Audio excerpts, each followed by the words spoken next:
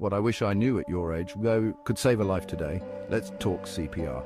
First, check for responsiveness. Tap and shout, "Are you okay?" No response. Call emergency services or get someone else to do it. Next, open the airway. Tilt the person's head back and lift their chin.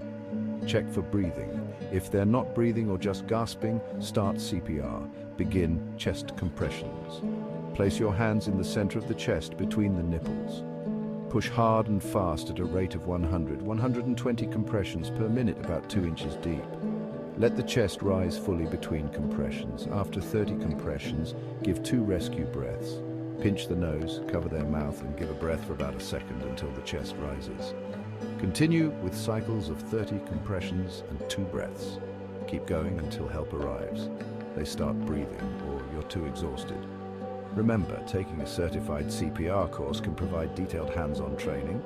Be prepared to be a lifesaver.